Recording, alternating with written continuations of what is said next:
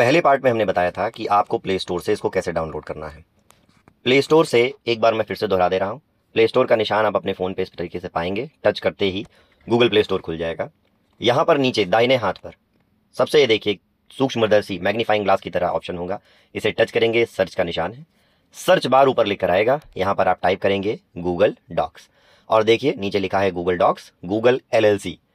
इस वाले सॉफ्टवेयर को आप टच करेंगे। नीचे इंस्टॉल का ऑप्शन है, इंस्टॉल के ऑप्शन को आप टच करेंगे और जैसे ही आप इस ऑप्शन को टच करेंगे ये डाउनलोड होना शुरू हो जाएगा। डाउनलोड होते ही आपके पास दो ऑप्शन आएंगे, ओपन और अनइंस्टॉल।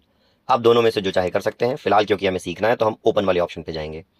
ओपन का ऑप्शन टच करेंगे तो गूगल वर्कस्पेस में गूगल डॉक्स इस तरीके से खुल जाएगा और अगर आपकी कुछ फाइल्स पहले से होंगी तो आपको दिखाएंगी, क्योंकि विभाग द्वारा या किसी और द्वारा कभी कभी ऑनलाइन हमारे पास कई ऐसी फाइल्स आ जाती हैं, हम नहीं जानते हैं कि यहाँ पर खुलेगी, लेकिन ड्राइव के माध्यम से खुल जाती है। एक नई फाइल बनाने के लिए नीचे दाहिने हाथ पर कोने पर प्लस का निशान होता है। इस प्लस के निशान को आपको टच करना है। इसके निशान को जैसे ही आप टच करेंगे दो ऑप्शन आएंगे, चूज टेम्पलेट और न्यू डॉक्यूमेंट। सबसे पहले हम चूज टेम्पलेट के बारे में जान लेते हैं कि आखिर ये है क्या।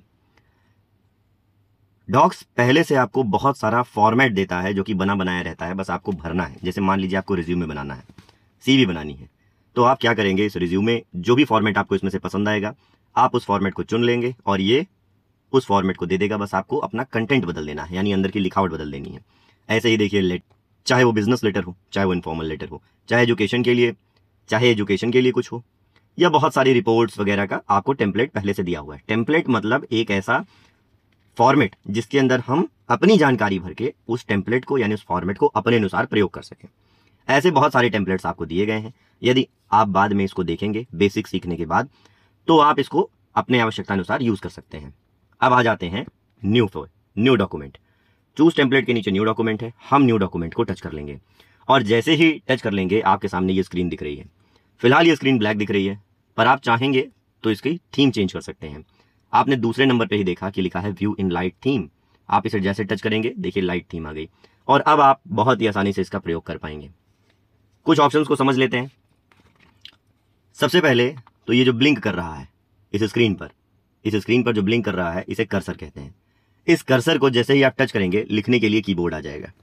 अब मान लीजिए हमें प्रिंसिपल के नाम एक पत्र लिखना है, तो बहुत आसान है, क्योंकि मोबाइल है तो दो तरीके हैं। सबसे पहले टाइप कर लेंगे टू द प्रिंसिपल। कितना आसान है देखिए, टू द प्रिंसिपल।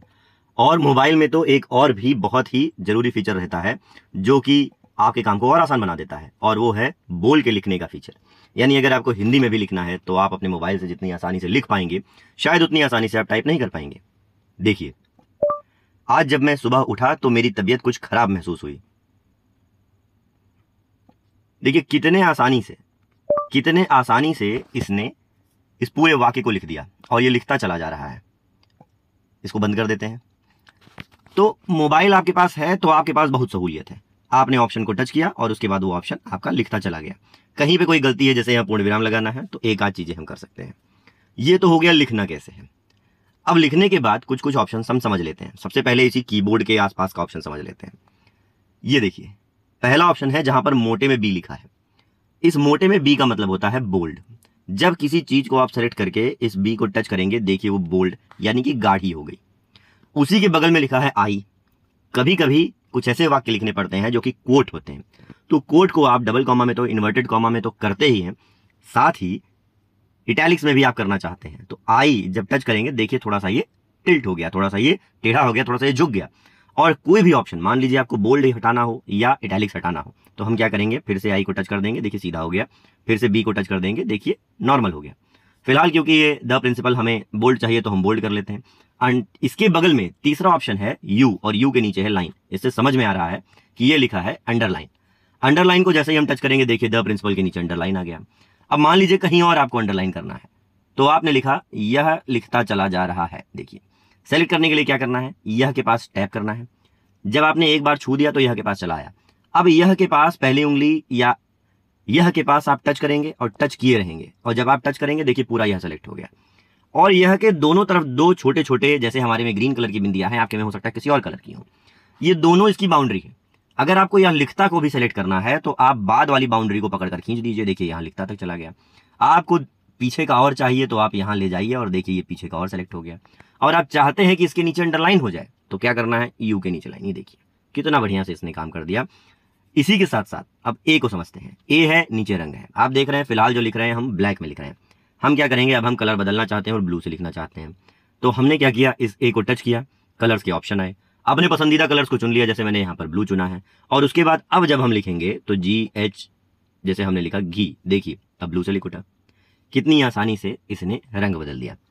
अब कुछ जानकारी ऐसी होती है जो आप चाहते हैं कि पेज के बीचों बीच आए, जैसे किसी चीज की हेडिंग, आपने लिखा रिपोर्ट, रिपोर्ट। अब मान लीजिए कि आप इस बटन से यानी स्पेस बार को कई बार दबाते हुए इसे आगे कर लें और इसे अपने मोबाइल के बीच में ले आए, तो भी जब भविष्य में इसको आप प्रिंट का ऑप्शन देंगे, प्रिंट का, तो वो आपका रिपोर्ट देखिए बीच में नहीं आएगा। आपका रिपोर्ट बीच में नहीं आएगा। क्यों नहीं आएगा, क्योंकि आप उसे मोबाइल के बीच में ले आए, पर आप उसे पेज के बीच में नहीं ले आए। तो ये मान लीजिए आपको बीच में लाना है, तो आपको क्या करना है, ये पहला हमने बी देखा, फिर आई देखा, फिर यू देखा, फिर ए देखा। अब इसके बाद का जो ऑप्शन है ये क्या है, अलाइनमेंट। पहले वाले में देखिए सारी लाइनें बाएं यानी कि लेफ्ट तरफ जुड़ी हैं।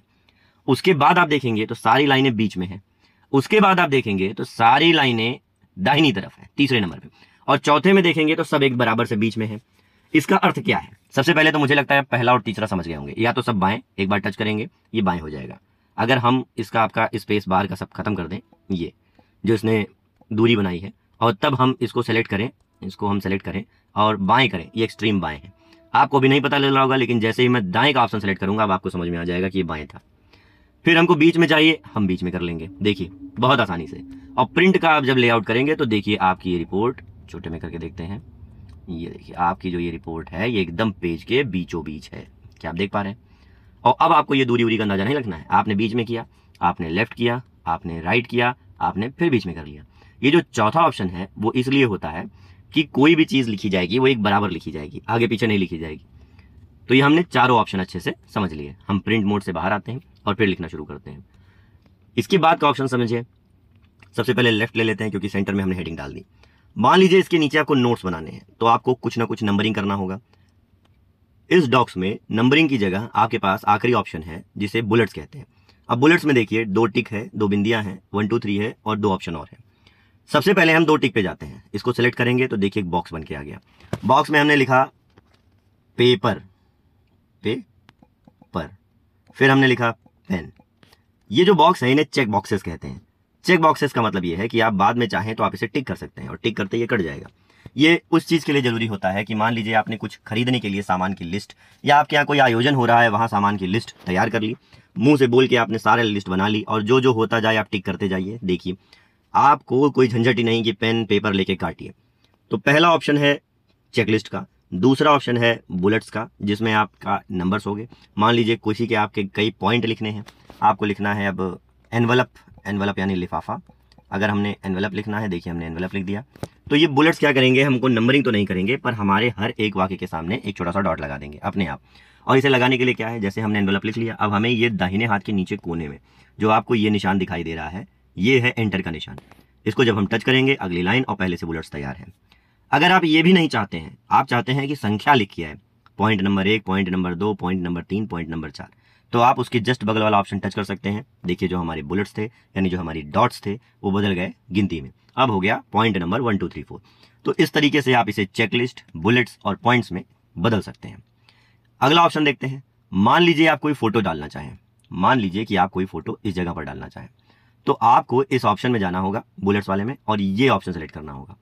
अब क्या होगा कि जब आप यहां पर सेलेक्ट करेंगे तो आप जिस दिशा में एरो है उस दिशा में आप फोटो को लगा सकते हैं। जैसे हम इंसर्ट करके देख लेते हैं, add image, image from web. आप अपने हिसाब से कुछ भी जो है फोटो लगा सकते हैं। जैसे मैंने गूगल से खोज लिया और मैंने ये इंसर्ट कर दिया। देखिए सबसे पहले तरीके में जब आप इसे इंसर्ट करेंगे, देखिए आप ये प्यारी सी फोटो चित्रों के बीच में इंसर्ट हो गई।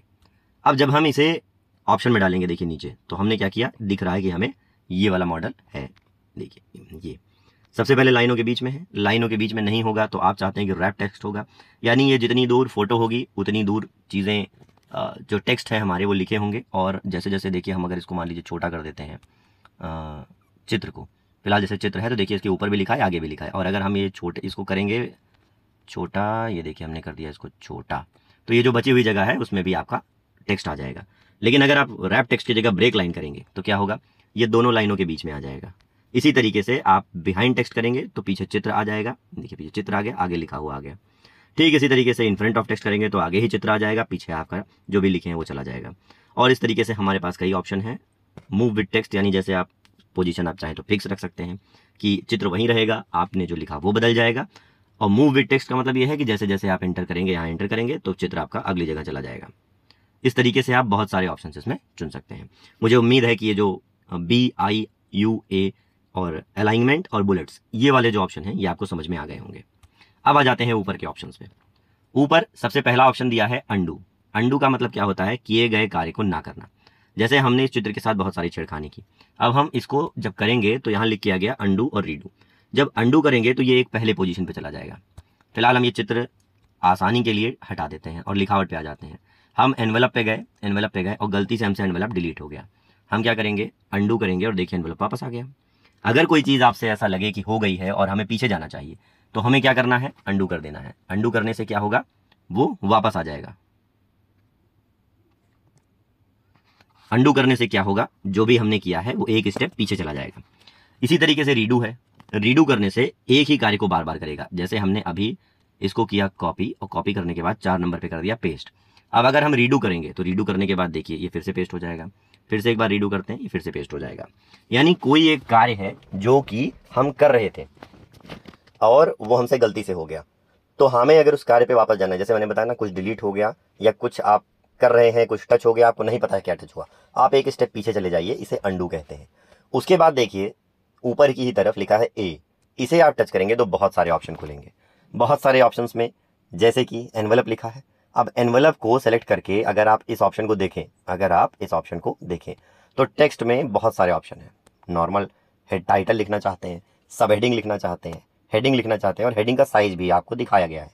जैसे मान लीजिए आप टाइटल लिखना चाहते हैं और आपने कैंसिल किया, देखिए ऊपर टाइटल के लिए एक जगह छूट गई, देखिए ऊपर टाइटल के लिए जगह छूट गई प्रिंसिपल के ऊपर, और आपने लिखा लेटर। ये देखिए अपने आप बड़ा लिख कर आ रहा है, अपने आप ये लेटर बड़ा लिख कर आ रहा है, और हम चाहते हैं कि केंद्र में आ जाए, तो पुराने तरीके से हम क्या करेंगे, इसको केंद्र में ले आ देंगे। क्या करेंगे, केंद्र में ले आ देंगे। देखिए दूसरा ऑप्शन देखते हैं। मान लीजिए हमने जैसे गलती से हमारा बाएं हाथ के ऊपर जो ये ग्रीन टिक है टच हो जाता है। अब आप बीच में टच कर रहे हैं और आपको लग रहा है कि कुछ नहीं हो रहा है, सेलेक्ट भी नहीं हो रहा है, कुछ नहीं हो रहा है, तो डरना नहीं है। नीचे ये जो पेंसिल का निशान है इसे टच करेंगे और आप एडिट मोड पे चले जाएंगे। फिर ए में और ऑप्शंस को आइए देखते हैं। पहला है टेक्स्ट, दूसरा है एरियल। आपने देखा होगा लोग बहुत स्टाइलिश फॉन्ट में लिखते हैं, तो हमने गए और बदल लिया। देखिए एनवेलप दूसरे तरीके से हो गया। इसी तरीके से हमने फिर बदला, फिर दूसरे तरीके से हो गया। आपको दिखता जाएगा, देखिए एनवेलप जितने तरीके से हम बदल रहे हैं उतने तरीके से एनवेलप बदलता जाएगा। तो आपको लिखने का तरीका बदलना है, डिज़ाइन डालनी है, तो आप इस ऑप्शन से डाल सकते हैं। अगला ऑप्शन लिखा है, यहाँ देखिए 11 लिखा है, इसको आप बढ़ाते जाएंगे साइज बढ़ता जाएगा, घटाते जाएंगे साइज घटता जाएगा। ये बोर्ड BIUS पे क्रॉस लगा है, इसका मतलब है कि स्ट्राइक थ्रू, यानी आप कुछ भी आपने शब्द लिखा है तो आप उसके आर पार एक लाइन बना सकते हैं, जिसे कहते हैं काटना। देखिए हमने काट दिया।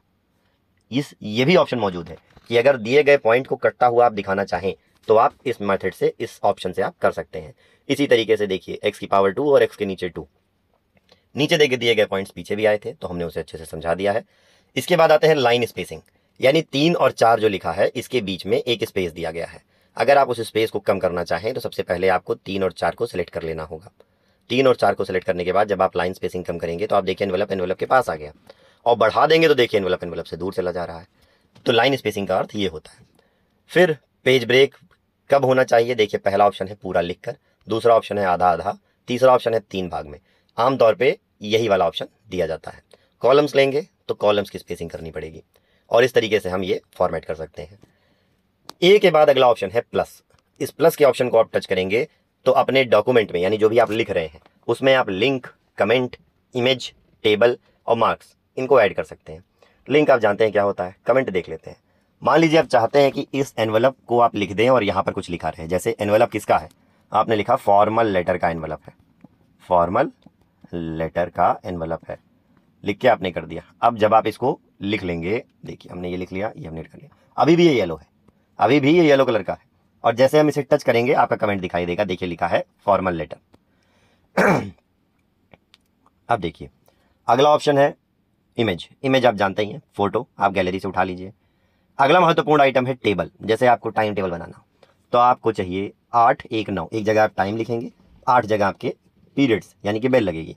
तो आपको कितने, जितनी खड़ी होती हैं, देखिए खड़े हो को कॉलम कहते हैं, इसे कॉलम के बगल में खड़ी लाइनें बनी हैं। और लेटी यानी कि हॉरिजॉन्टल, कॉलम्स कैसे होते हैं वर्टिकल और रोज कैसे होते हैं हॉरिजॉन्टल। अगर हॉरिजॉन्टल लाइनें हैं तो कितने होंगे, हफ्ते के 7 दिन और पहले वाले में टाइम। अगर आप समर विंटर का अलग अलग बनाना चाहते हैं तो 2 और जोड़ लीजिए। तो यानी 6 वर्किंग डे, 2 हेडिंग के लिए और 1 हेडिंग टाइम टेबल के लिए, यानी 6, 2, 8, 1, 9। तो हमने रोज में कर दिया 9 और कॉलम्स में कर दिया 8 घंटे और 1 मिनट। तो 9 गुणे 9 का एक टेबल चाहिए। देखिए बन गया। कितने आसानी से इसने एक 9 गुणे 9 का टेबल बना दिया। और अब आप इस टेबल में जो चाहे जिस कॉलम में जाएंगे आप क्या करेंगे, यहाँ टच करेंगे यहाँ लिख लेंगे, यहाँ टच करेंगे यहाँ लिख लेंगे, यहाँ टच करेंगे यहाँ लिख लेंगे। इस हिसाब से अगर आपको अपना टाइम टेबल बनाना है डॉक्स पे तो आप आराम से बना सकते हैं। बिल्कुल परेशान मत होइए, इसको आप रिपीट कर करके देखिएगा, आपको आराम से समझ में आएगा। अभी तो ये पहला भाग है जिसमें मैं आपको सिर्फ सारे ऑप्शन से परिचित करा रहा हूँ। अगले भाग में हम लोग एक फॉर्मल लेटर लिखेंगे और उसके साथ साथ उसमें कुछ जानकारी भी डालेंगे, जिससे कि आपको ये समझ में आएगा कि बाकी ऑप्शंस का हम कैसे प्रयोग करते हैं।